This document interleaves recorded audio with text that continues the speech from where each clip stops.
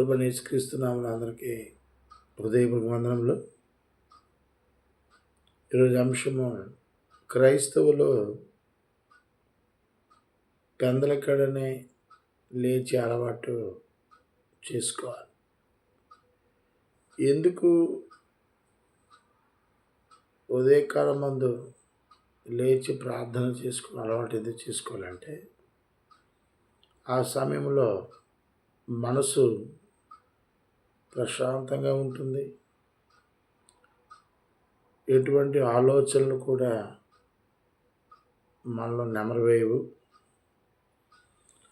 కాబట్టి ఆ సమయంలో ప్రార్థన చేసుకోవడం అనేది ఒక అలవాటుగా చేసుకోవడం మంచిది అనేది నా భావన. అయితే మనం పరిశుద్ధ గ్రంథంలో కొంతమంది భక్తుల గురించి ఆలోచన చేస్తే, వారందరూ కూడాను పెందలకడనే అంటే సూర్యుడు ఉదయించక మునిపే లేచి ప్రార్థన చేసిన సందర్భాలు చాలా ఉన్నాయి. ప్రస్తుతం మన సర్వ సమాజంలో మన ఇరుగు పొరుగు వారిని మనం చూస్తూ ఉంటాం.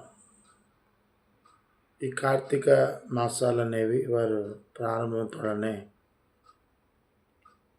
అరుణోదయం అనగా సూర్యుడు ఉదయించక మునిపే 3 గంటలకి 3:30కి 3-4 మధ్యలో వాళ్ళు లేచి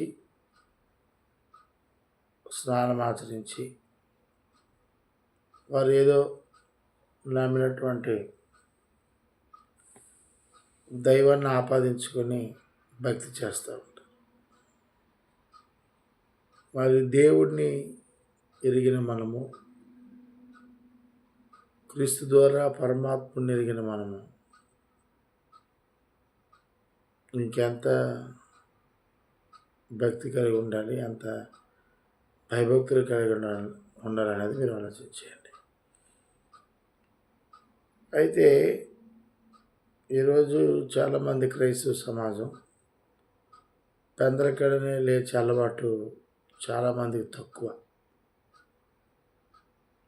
కొంతమంది 8 గంటల వరకు లేరు, 9 గంటల వరకు లేరు.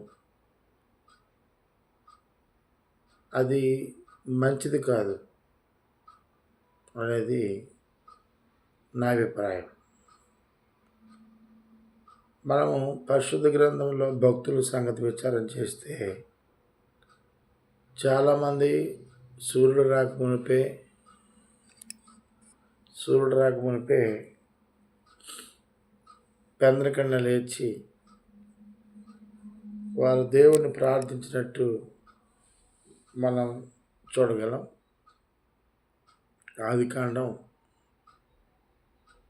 22 అధ్యాయము 1-3 వచనాలు.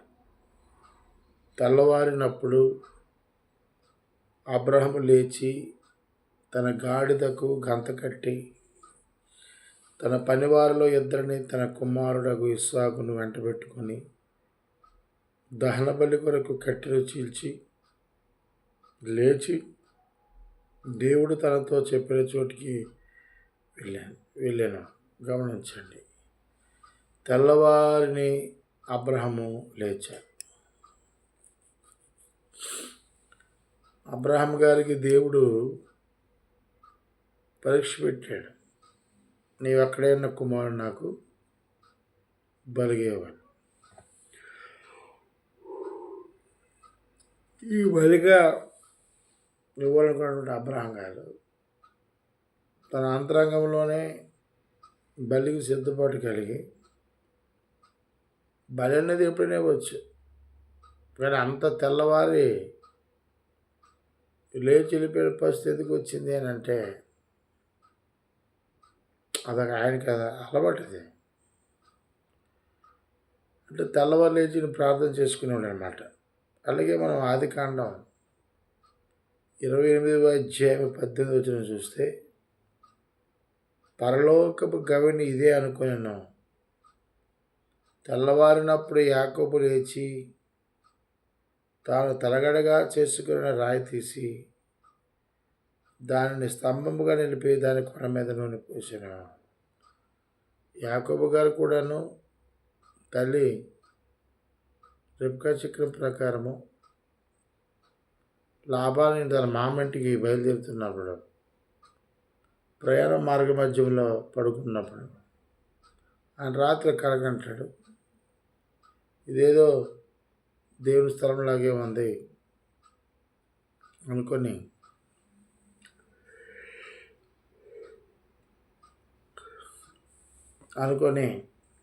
అక్కడ తెల్లవారి లేచి అక్కడ దేవునికి ప్రార్థించినట్టు మనం చూస్తున్నాం. అలాగే నిర్గమకాండము 8వ అధ్యాయం 20వ వచనంలో, కాబట్టి యెహోవా మోషేతో, నీవు ప్రొద్దున లేచి ఫరో ఎదుట నిలుపుము, ఇదిగో అతడు ఏటి వద్దకు పోవును, నీవు అతను చూచి నన్ను సేవించుటకు నా ప్రజలను పోనేమో. దేవుడు కూడా మోషేకి పొద్దున్నే లేమన్నాడు. మనకు కూడా కొన్ని ప్రయాణాలు, దూర ప్రయాణాలు ఉండేటప్పుడు రాత్రులు నిద్ర పట్టదు. ఉదయం చీకటితోనే పెందలకడనే లేచి స్నానం చేసి వాళ్ళకి అవసరమైనటువంటి మెటీరియల్ అంతా కూడా రాత్రే ప్యాక్ చేసుకొని మార్నింగ్ లేచే సందర్భాలు మన జీవితంలో కొన్ని స్నానాలు జరుగుతాయి. కానీ క్రైస్తవ సమాజంలో ప్రత్యేకించి పెందలకడ లేచే ప్రార్థన చేసే అలవాటు నేర్చుకోమని నా అభిప్రాయం తప్ప దేవుని అభిప్రాయం బోధించలేదు. నాటి భక్తులు మనం ఆలోచన చేస్తే వారందరూ కూడాను పొద్దున లేచి దేవుడిని సేవించినట్టు మనకు లేఖన భావం కనబడతాం. అలాగే దేవుడు కూడాను మోషేకి ప్రొద్దున లేచి ఫరో ఎద్దుకి పంపించినట్టు లేఖనం మనం చూస్తున్నాం. అలాగే నిర్గమాకాండము 34వ అధ్యాయము 1-4 వచనాలు చూద్దాం. ఉదయమునకు నీవు సిద్ధపడి ఉదయమున సినాయి కొండ ఎక్కి అక్కడ శిఖరం మీద నా సన్నిధి నిలిచి ఉండవలెను. 4వ వచనం, కాబట్టి అతడు మొదటి పలక వంటి 2 రాతి పలకలను చెక్కాను. మోషే తనకు యెహోవా ఆజ్ఞాపించినట్లు ఉదయమందు పెందలకడనే లేచి ఆ 2 రాతి పలకలను చేత పట్టుకొని సినాయి కొండ ఎక్కగా అన్నాడు. ఇశ్రాయేలు జాతి నాయకుడు ఎవరు అంటే మోషే. ఈ మోషేని దేవుడు ఏమన్నాడంటే పెందలకడనే లేచి నా సన్నిధిలో నిలబడు అన్నాడు. అంటే కొంతమంది భక్తులు వాళ్ళకి తెలియకుండానే పెందలకడనే లేచి దేవుడికి ప్రార్థిస్తే, దేవుడు కూడాను ఉదయకాలం ముందు పెందలకడనే అంటే చీకటితోడనే నా సన్నిధిలోకి వచ్చి కనబడు అన్నాడు. ఎందుకన్నాడో నాకు తెలియదు, కానీ నాకు తెలిసి అది మనసుకి చాలా ప్రశాంతంగా ఉండే సమయం పెందలకడ లేచేది. ఎటువంటి టెన్షన్లకు కానీ మన మనసు గురి కాదు, ఎటువంటి ఆలోచనలు కూడా మనలో ఉండవు. ఏకాగ్రత ఉంటుంది, దైవికమైన చింతన ఉంటుంది. దైవం గురించి ఆలోచించే సమయం కూడా అది మంచిదేమో బహుశా. నేను కూడా పెందలకడ లేచే అలవాటు ఉంది. ఇదే వీడియోనే దానికి సాక్ష్యం. గతంలో హెల్త్ ఆరోగ్యంగా ఉండేటప్పుడు నేను 3 గంటలకు లేచి స్నానం చేసి ప్రార్థన చేసుకునే అలవాటు ఉండేది. బీపీ వచ్చిన తర్వాత కొంచెం ఈ టెన్షన్స్కి వాతావరణానికి ఒకసారి 4 నుండి 5 మధ్యలో లేదా 5:30కి 5కి ఇలా లేచే అలవాటుగా నాది మారిపోయింది. సో మొత్తానికి సూర్యుడు ఉదయం మునిపే లేచే అలవాటు నాకు కూడా ఉంది. ఇది దేవుడు గ్రంథం చూసి నేర్చుకున్నది కాదు, కానీ మొదటి నుండి నాకు అదొక అలవాటు అయిపోయింది. ఉదయకాలం ముందు లేచి ప్రార్థన చేస్తే దేవుడు వింటాడేమో టైంలో అనే ఒక భావంతో ఇది నాకు అలవాటుగా మారింది. కాబట్టి దేవుడు కూడాను ఉదయకాలమందు తన సన్నిధిలో కనబడమని గ్రంథకర్త సెలవిస్తూ ఉన్నారు. అలాగే మొదటి సమూయేలు గ్రంథము 1వ అధ్యాయం 19 మనం ఆలోచన చేస్తే, తరువాత వారు ఉదయమందు వేగిరిమే లేచి యెహోవాకు మొరకి తిరిగి రామాలోని తమ ఇంటికి వచ్చిరి. అంతటా ఎల్కానా తన భార్యయగు హన్నాను కూడెను. యెహోవా ఆమెను జ్ఞాపకం చేసుకుని అన్నాడు. అంటే ఎల్కానా హన్నా ఇద్దరు భార్య భర్తలు, వీరు కూడా దేవుని మందిరంకు ఉదయమందు వేగిరిమే అన్నాడు. అంటే వీరు కూడా ఉదయకాలం ముందు దేవుడికి ప్రార్థించే అలవాటు వీరికి కూడా ఉంది.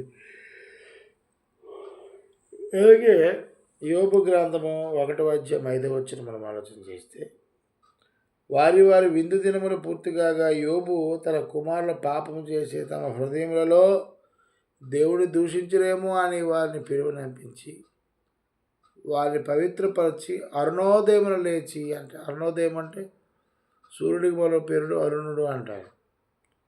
సూర్యుడు రాకముందు లేచి వాళ్ళ ఒక్కొక్కరిని నిమిత్తమై దహన బలులు అర్పించి వచ్చాను. యోబు నిత్యము అలాగున చేయుచుండను అన్నాడు. దేవుడు వారికి ఆజ్ఞాపించకపోయినా సరే పెందలకడ లేచి అలవాటని, పెందలకడ లేచి దేవుడికి మొరపెట్టి బలిచ్చే అలవాట్లు వాళ్ళకు ఉన్నాయి. కాబట్టి యోబు గారు తమ పిల్లల కొరకు సూర్యుడు ఉదయించిన తరువాత తమ పిల్లల నిమిత్తం దేవునికి ఉదయించక మునిపే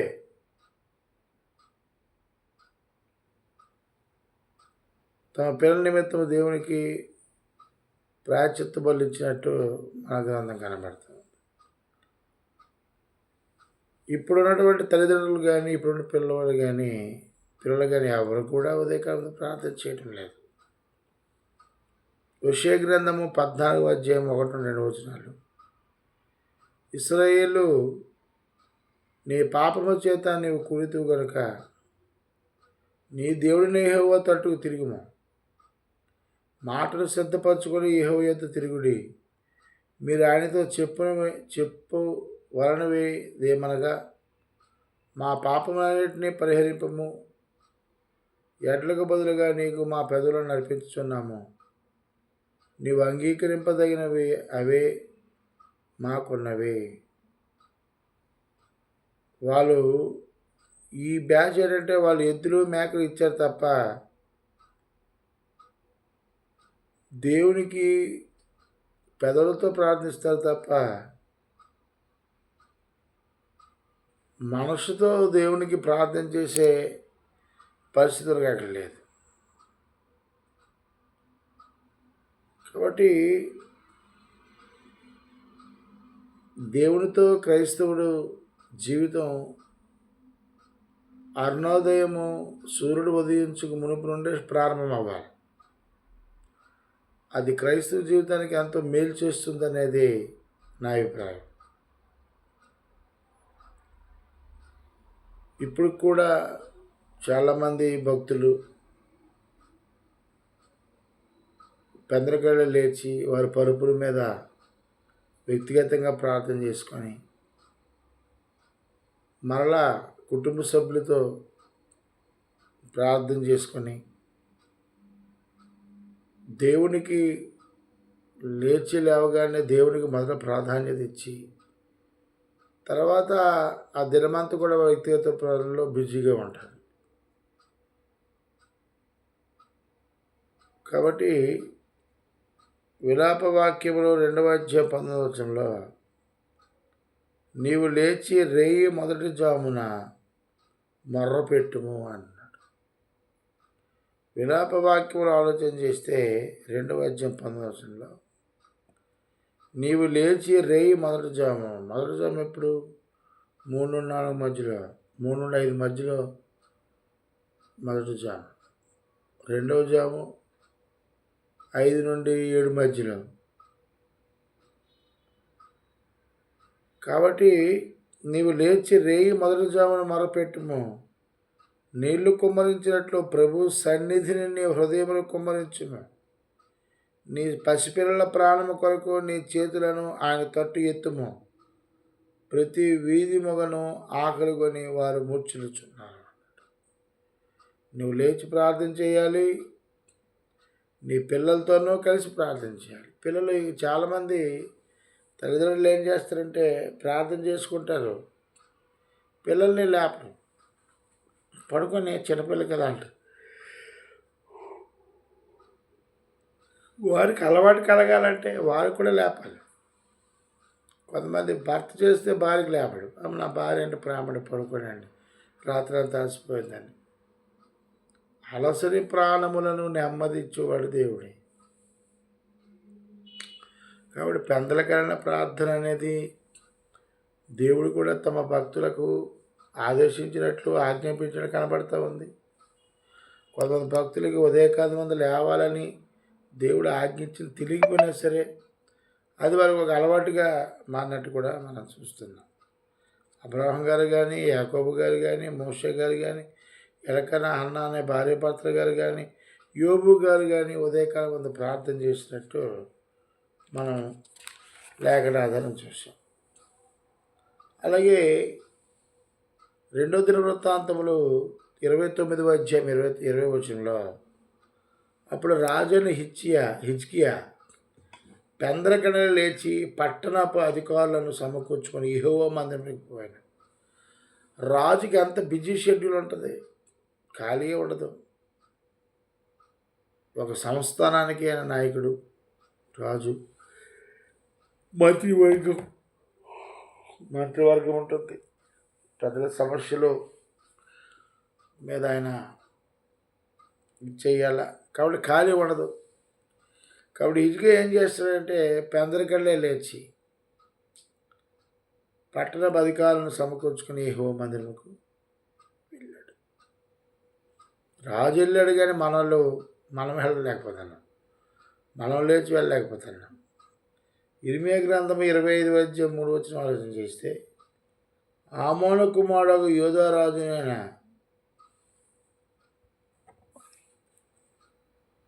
యోషీయా 13వ సంవత్సరం మొదలుకొని నేటి వరకు 23 సంవత్సరం యెహోవా వాక్కు నాకు ప్రత్యక్షమవుతూ వచ్చును. నేను పెందలకడనే లేచి మీకు ఆ మాటలు ప్రకటించి వచ్చినాను, మీరు వినకపోతే అన్నాడు. ఈయన కూడాను పెందలకడ లేచి అలవాటు ఈయనకు కూడా ఉంది. ఇర్మియా గారు దేవుని మాటలు పెందలకడ లేచి ప్రకటించేవారు. పెదరగడ లేచి దేవుని మాటలు చెబుతున్నారు. కానీ ఈరోజు పెదరగడ లేచి బైబిల్ చదివే అలవాటు కొంతమందికి ఉంటుంది, కొంతమందికి ప్రార్థన చేసుకునే అలవాటు కొంతమందికి ఉంటుంది. కొంతమంది సూర్యుడు ఉదయించి భగభగమంటున్నా సరే లేచే అలవాటు కొంతమందికి లేదు. అలాగే ఇర్మియా గ్రంథం 32వ అధ్యాయం 33వ వచనం చూస్తే నేను పెందలకడనే లేచి వారికి బోధించినను, వారు నా బోధన అంగీకరింపకపోయిరి. వారు నా తట్టు ముఖము త్రిప్పుకొనక వీపునే త్రిప్పుకొనిరి అన్న. కొంతమంది దైవికమైన మాటలు చెప్పినా ఎక్కవు, రుచించవు. వారికి ఏదో ఒక చెప్తుంటే ఒక ఇబ్బందిగా పడతా ఉంటారు, అసహించుకుంటూ ఉంటారు ఆ మాటల్ని. మిగతా కాలంలో లేగదు సరికదా, చలికాలం మీద అసలు లేగదు చాలామంది. ఎందుకంటే లేచిన తర్వాత వెచ్చదనం పోతుంది. కాబట్టి ఉదయకాలం మందు ప్రార్థన మంచిది అనేది నా అభిప్రాయము, భక్తులు కూడా అభిప్రాయం, దేవుని అభిప్రాయం కూడా. అది మీరు ఆలోచన చేయాలి. కీర్తన గ్రంథము 57వ అధ్యాయం 8వ వచనం మనం ఆలోచన చేస్తే నా ప్రాణమా మేలుకొనుము, స్వరమండలమా సితారా మేలుకొనుడి, నేను వేకునే లేచేదను. దావీదు గారు అంటున్నారు, నేను వేకునే లేచేదను. మొదట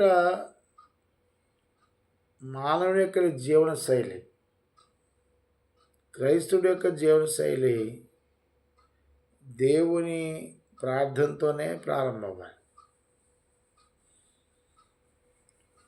కీర్తన గ్రంథము 63:1-2 దేవా నా దేవుడు నీవే, వేకునే నిన్ను వెతుకుదును, నీ బలమును నీ ప్రభావమును చూడవలనని పరిశుద్ధాలయమందు నేను ఎంతో ఆశతో నీ తట్టు కనిపెట్టుచున్నాను.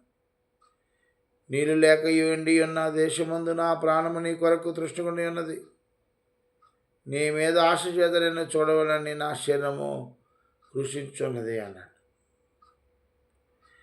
సో దావీదు గారు నీ బలాన్ని చూడాలి, నీ ప్రభావం చూడాలి, ఈ రెండు చూడాలని నీ సన్నిధిలో నేను ఉదయకాలం ముందు కనిపెడుతున్నానయ్యా, మొరపెడుతున్నానయ్యా అని ఉదయకాలం ముందు ప్రార్థన చేసి తన యొక్క వ్యక్తిగత భావాన్ని మనకు తెలియజేస్తున్నాడు. అంతేకాదు ఈ అలవాటు యేసుక్రీస్తు ప్రభు వారు కూడా ఉంది.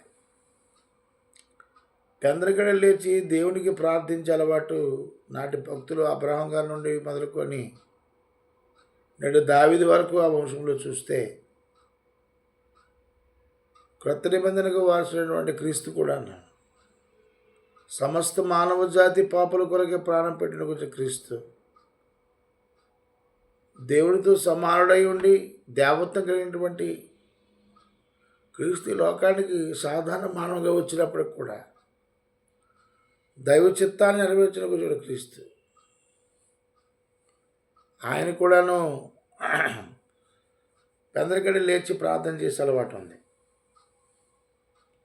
మార్కు సువార్త 1:35 మనం ఆలోచించాక ఆయన పెందరగడ లేచి ఇంకనో చాలా చీకటి ఉండగానే బయలుదేరి అరణ్య ప్రదేశంలోకి వెళ్ళి అక్కడ ప్రార్థన చేయించున్నాను. యేసుక్రీస్తు వారు కూడాను ఉదయం దేవునికి ప్రార్థన చేయడం అలవాటు ఉంది. ఈయన కూడా దైవానికే ప్రాధాన్యత ఇచ్చాడు, దేవుడికే ప్రార్థించాడు. దేవుడు ఎందుకు ఈ లోకాన్ని పంపాడో ఆ విషయాలు నేర్చుకోవడానికి వెళ్ళి ప్రార్థన చేసుకునేవాడు. ఈరోజు చాలామంది నాకు ప్రభువే నా డిక్టేటర్, యేసుక్రీస్తే నా మార్గం, యేసుక్రీస్తే నాకు మాదిరి అని చెప్పుకునేవారు. మరి ఆయన పెందరగడ లేచి ప్రార్థన చేసినప్పుడు మీరు కూడా పెందరగడ లేచి ప్రార్థన చేయాలి. అలాగే యోహాను సువార్త 8:1-2 మనం ఆలోచన చేస్తే యోహాను సువార్త 8:1-2 యేసు ఒలీవ కొండకు వెళ్ళెను. తెల్లవారుగానే యేసు తిరిగి దేవాలయంలోకి రాగా ప్రజలందరూ ఆయన యొద్దకు వచ్చారు కనుక ఆయన కూర్చుండి వారికి బోధించు వచ్చినాం. యేసు ఒలీవ కొండకు ఎప్పుడు వెళ్ళాడు? తెల్లవారుగానే వెళ్ళిపోయాడు. అంటే చీకటితోనే ఇంకా సూర్యుడు రాకముందే లేచి వెళ్ళిపోయాడు. అలాగే లూకా సువార్త 21:38 ఆలోచన చేస్తే ప్రజలందరూ ఆయన మాట వినుటకు దేవాలయంలో ఆయన వద్దకు పెందరకడ వచ్చుచుండిరి. మహాప్రభు ఏం బోధిస్తాడో ఈయన అలవాటు చేశాడు కనుక పెందరగడ లేచి అలవాటు ప్రార్థన చేసుకొని ఈ బోధించే అలవాటు కూడా ఉంది కాబట్టి ఈయన బోధ వినని ఆసక్తి కలిగిన వారు పెందరగడనే లేచి ప్రార్థన చేసుకొని అలవాటు ఉన్నవారు ఈయన దగ్గరికి వచ్చి మాటలు వినేవారు. చూసారా, దేవుని భక్తుల మాటలు వినడానికి తెల్లవారినప్పుడే ఎలాగెళ్తున్నారు. సామెతల గ్రంథం 31:15 చూస్తే ఆమె చీకటితోనే లేచి తన ఇంటి వారికి భోజనం సిద్ధపరచును, తన పనికత్తులకు భత్యము ఏర్పరచు. గుణవంతులైన భార్య గురించి చెప్పాడు. గుణవంతులైన భార్యలు తెల్లవారు లేస్తారు. తెల్లవారు లేచి యజమానుడు డ్యూటీకి ఎక్కడ వెళ్ళిపోతాడేమో, ఆకలితో అయిపోతాడేమో అని చెప్పి ఆ యజమాని కొరకు ఆహారం సిద్ధపరుస్తుంది అనేది గ్రంథకథ సెలవిస్తూ ఉన్నారు. కాబట్టి గుణవంతులైన స్త్రీ మంచి సంసారికైన స్త్రీ ఏం చేస్తుందంటే పెందరగడ లేస్తుంది, భర్తకి భోజనం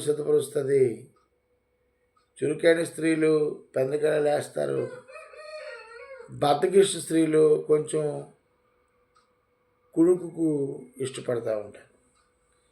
సామెత గ్రంథము 12:27 సోమరి వేటాడినన్ను పట్టుకున్నాడు, చురుకుగా ఉండటం గొప్ప భాగ్యం. సోమరిపోతులు ఏంటంటే నిద్ర నిద్ర నిద్ర నిద్ర అంటారు తప్ప దేవుని పిల్లలు, పరిశుద్ధులు, గుణవంతులు, దైవాజ్ఞకు లోబడిన వారు పెందరికలు లేచి వారి మనవులు దేవునికి తెలియజేస్తారు.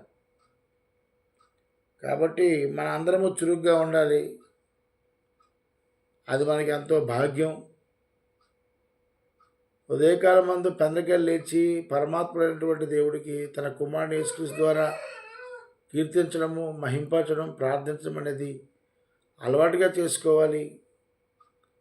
ఎందుకు ఈ అలవాటు చేసుకోవాలంటే మన ప్రారంభం దినం ఏదైతే దేవుడిస్తున్నాడో మనకు ఆయుష్ ఇచ్చి ఈ ప్రారంభం దినాన్ని దేవుడితో ప్రారంభం అవ్వాలి, క్రీస్తుతో ప్రారంభం అవ్వాలి. అది మన ఆధ్యాత్మిక జీవితానికి ఎంతో బలం చూకరిస్తుంది. ఆ దినమంతా కూడా ఎటువంటి అవాంతర సంఘటనలు కూడా జరిగే అవకాశం ఉండదు. మన కుటుంబం కూడాను దేవుడు కాపుదల ఉంటుంది. ఆయన సంరక్షిస్తాడు, ఆయన పోషిస్తాడు, మన పక్షమున ఉంటాడు. కాబట్టి మీకు ఒక అద్భుతమైన విషయం చెప్పడం ఏంటంటే, ఈ భూమి మీద 86 లక్షల జీవరాశులు ఉదయకాలం మందు లేచే అలవాటు ఉంది. అవును, ఉదాహరణకు ఒక కోడి తీసుకోండి, సూర్యుడు రాక మునిపే దొరుస్తుంది, లేవంటారు నాయన అని. అలాగే 4 గంటలకి లేస్తుంది అది కోడి. మనిషి మాత్రం లేవట్లేదు. కాబట్టి భూమి మీద ఉన్న ప్రతి జీవరాశులు కూడా, ఈ 86 లక్షల జీవరాశులు కూడా లేస్తాయి. వారి యజమానులు వాటిని పెంచుకున్నట్లయితే పెందరికళ్ళే లేచి ఆ యజమాని చెప్పిన మాటని ఆ పశువులు కూడా వింటున్నాయి, పనికి వెళ్తున్నాయి. మరి మనం దేవుని పిల్లలము, దేవుని బిడ్డలము, ఆయన పనివారమై ఉన్నాము, యాజక సమూహమై ఉన్నాము. మనకి ఎంతో పని ఉంది. కాబట్టి పెందరికడ అలవాటు చేసుకోండి. దేవుడు కూడా అలా తన భక్తులు ఉదయకాలం మందు లేచి తన సన్నిధిలో నిలబడాలని దేవుడు కూడా కోరుకుంటున్నాడు, నేను కోరుకుంటున్నాను. ఈ మెసేజ్ మీకు నచ్చితే లైక్ చేయండి, షేర్ చేయండి, కామెంట్ చేయండి, మీ అభిప్రాయం తెలియజెప్పండి. మరిన్ని అప్డేట్స్ మీకు వస్తాయి. మీ అందరికీ ప్రభువైన యేసుక్రీస్తు పరిశుద్ధ నామములో హృదయపూర్వక వందనములు.